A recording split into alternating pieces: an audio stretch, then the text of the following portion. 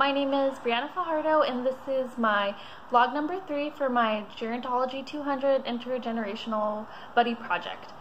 Before I go into my vlog questions, I want to go a little bit on how interactions have been. As I mentioned in my last vlog, my group completed our 5 hours, and since then we haven't had any in-person interactions. But as promised in my last video, I am continuing to interact with him by sending him a thank you letter, and later on I'm going to send him cards for the holidays. I just mailed out the letter yesterday, so he'll probably get it within a week or two. So now on to the questions. For the challenges, probably the main challenge for this project was organizing everyone's time to meet and interact with Doug. While 5 hours really isn't a lot, with school, work, internship, kids, and personal lives, it is really hard to schedule a time where everyone is available, especially also considering Doug's availability as well, since he's still active and has things to do himself. We were kind of worried for the dinner. We set it up for 7 p.m. We were kind of worried that it might be a little bit late for him, but he was very accommodating for us and welcomed us into his home. Another challenge for me was dealing with Doug repeating stories, words, or forgetting that he read us a story like I mentioned in my last vlog. I worked with the elderly before, and hearing the same story or playing along with something isn't something that I have a problem with. It doesn't annoy me or anything. The only thing that does worry me is that Doug lives alone and his family lives pretty far. Just based on experience, catching early signs are important in order to prevent disasters or accidents in the future, and to also get treatment started on the right foot to slow progression. I'm not saying that he's suffering from early signs of Alzheimer's or dementia, but it is something to consider before it gets out of hand. I've heard some pretty bad disaster stories from families before they decided to hire in-home caregivers or move their loved one into facility, or even before they realized there was a problem and they got it diagnosed. Overall, I feel it's mostly worry from my part. He's a really sweet man, and it would be hard to hear if something happened to him in the future, or he was injured, or anything really. As for our group's limitations, it's pretty similar to our challenges, I guess. The only thing I would add on was when we went to the Boy Scouts meeting with him. I will admit, interaction, it was hard to interact, and our time being there was more observing and then having quick little conversations with him.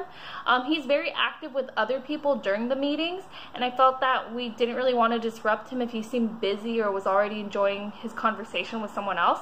But it was nice to see him in his environment besides just his home, and also meeting the people he interacts with regularly. It's also, another limitation was it was hard to get to know him a lot with just 5 hours. While I'm thankful that this project doesn't require a lot of time, I feel that a more meaningful connection does require more time. So opportunities for further involvement. So I'm not sure if this is just specifically with Doug or in general for elderly individuals, but I'll give it a shot anyways. Like I mentioned, I'm going to send him letters, so that's an opportunity for more communication in the future. I know Nicole offered to have her boyfriend speak at a future Boy Scouts meeting because he's been heavily involved with them before. In my letter, not only did I mention how it was nice to meet him, thanking him, and all that other stuff, but I also mentioned a resource that he could possibly use, since he was a teacher and it seemed like he would be interested in lifelong learning. I mentioned the Osher Lifelong Learning Institute on campus, or short for it's OLLI for short. It's sad to say, but a lot of older adults do not have the opportunity to take advantage of resources available to them because they're just not aware that they're available. So maybe a future aspect of this project would be to see what kind of resources they're looking for, and to find a couple or take them to one that might fit their needs, and then report on that. I don't know, that might be something cool to add on to the project in the future. So my career and professional aspirations related to the gerontology field.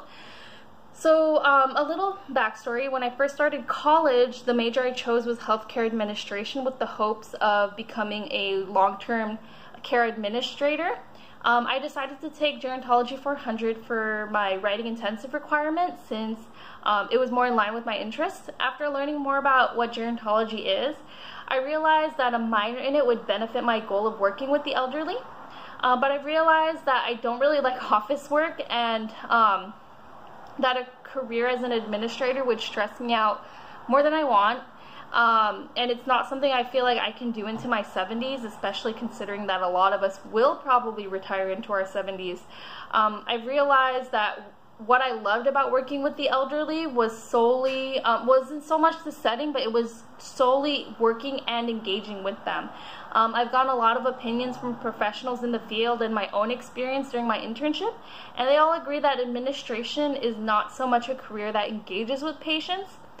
Because of this, I decided to pursue occupational therapy, specifically in a long-term care setting like a nursing home. So yeah, gerontology still helps me pursue my career goals and aspirations. So that's pretty much it for my vlogs. Hope you enjoyed watching all of them if you did. And I hope to see you all in class and for my final presentation. Bye!